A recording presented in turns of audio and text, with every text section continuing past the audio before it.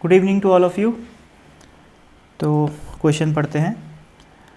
बोला है कि एक 40 सेंटीमीटर का वायर है जिसका मास है 3.2 gram, is stretched between two fix supports 40.05 centimetre apart. Wire की नेचुरल लेंथ है 40 सेंटीमीटर और उसका मास है 3.2 ग्राम, परंतु उसको दो ऐसे सपोर्ट के बीच में रखा गया है जिसके बीच का गैप है 40.05 सेंटीमीटर। ठीक है, तो वायर बेसिकली 0.05 सेंटीमीटर खींचा हुआ होगा, यानी कि वो तनाव में होगा, टेंशन होगी उसमें। ठीक है, आगे लिखा हुआ है in its fundamental mode. Fundamental mode क्या होता है भाई? एक लूप बनना चाहिए। जब दोनों एंड फिक्स है और फंडामेंटल मोड की बात कर रहा है तो एक लूप बनता है। तो ये मैंने उसका डायग्राम बना रखा है ना। आगे पढ़ते हैं। The wire vibrates at 220 hertz, मतलब फंडामेंटल मोड की जो फ्रीक्वेंसी है वो 220 है। If the area of cross section of the wire is 1 × 10 मतलब 1 mm square, find its Young's modulus. Young's modulus निकालना है। सबसे पहले मैं वेलोसिटी निकालता हूँ। क्यों? क्योंकि वेलोसिटी टेंशन पे डिपेंड करती है और टेंशन की वैल्यू निकालने के बाद ही अपन यंग मॉड्यूलस कैलकुलेट कर सकते हैं। ठीक है, तो भाई फंडामेंटल फ्रीक्वेंसी का जो फॉर्मूला होता है F0, वो क्या होता है? V/2L। अब यहाँ पर L की जगह अपन 40.05 नहीं रखेंगे, अपन L की जगह 40 ही रखेंगे। ठीक है, अप्रॉक्सीमेटली वो 40.05 का सिग्निफिकेंस बस इतना ही है कि वो स्ट्रेच्ड है, वायर खींचा हुआ है। यहाँ पर L = 40.05 रख के कैलकुलेशन को बेवजह लंबी करने का कोई मतलब नहीं है। आंसर अप्रॉक्सीमेटली सेम ही आएगा।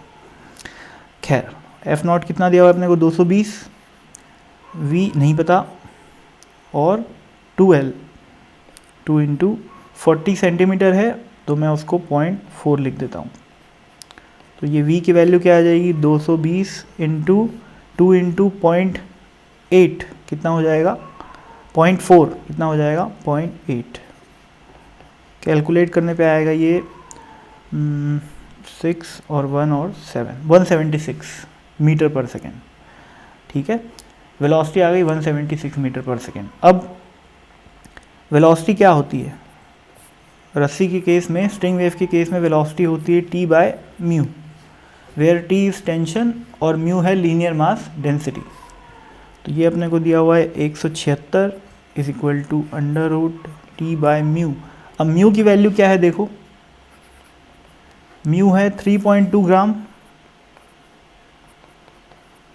मतलब 3.2 × 10⁻³ kg डिवाइडेड बाय 40 सेंटीमीटर, यानी कि 40 × 10⁻²। तो यहाँ पर मैं इस म्यू की वैल्यू को रख देता हूँ 3.2, या पहले एक काम करता हूँ, मैं म्यू लिखता हूँ, स्क्वायर कर देता हूँ। तो क्या बन जाएगा? 176 का स्क्वायर = T/μ।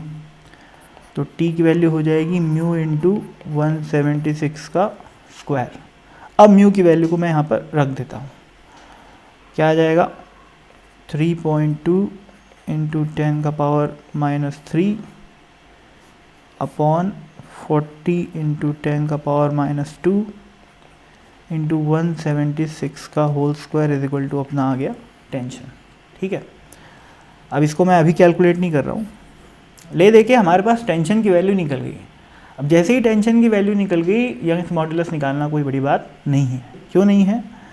यंग्स मॉड्यूलस क्या होता है? Stress upon strain. Stress upon strain. Stress क्या होता है भाई? स्ट्रेस होता है टेंसाइल फोर्स।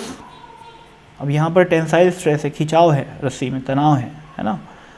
तो फोर्स अपॉन एरिया होता है, तो यहाँ पर फोर्स किस रूप में प्रेजेंट है? टेंशन के रूप में प्रेजेंट है।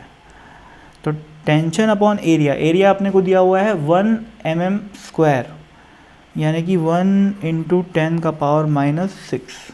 ठीक है, अपन उसको मीटर स्क्वायर में कन्वर्ट करेंगे। Divided by strain. स्ट्रेन मतलब होता है change in length divided by original length. अब लेंथ में कितना चेंज आया है? 0.05 सेंटीमीटर का, और ओरिजिनल लेंथ कितनी है? 40 सेंटीमीटर। अब उसको मैं मीटर में कन्वर्ट क्यों नहीं किया? क्योंकि सेंटीमीटर सेंटीमीटर दोनों कट जाएगा। स्ट्रेन एक डायमेंशनलेस क्वांटिटी होती है। ठीक है, तो उसको मीटर में कन्वर्ट करूँ और फिर काटूँ तो बात एक ही आएगी, वो रेशियो आता है, वो एक ही आता है।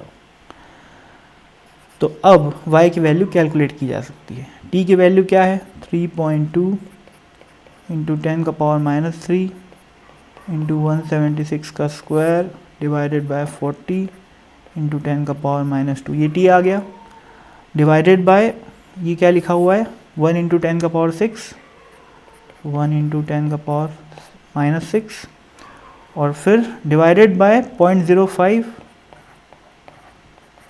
और डिनोमिनेटर में 40 है तो ये कूद के ऊपर चले जाएगा ऐसे।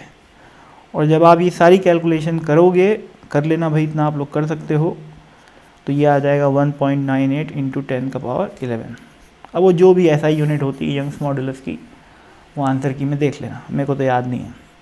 वैसे याद क्या करना है यार, ये स्ट्रेन तो यूनिटलेस होता है, स्ट्रेस क्या होता है फोर्स बाय एरिया, तो अब आप समझ सकते हो कि जो भी यूनिट्स आएगी वो फोर्स बाय एरिया की आएगी, है ना, तो कोई ख़ास बात नहीं है। ठीक है भाई, इतना काफ़ी है, बहुत बहुत धन्यवाद।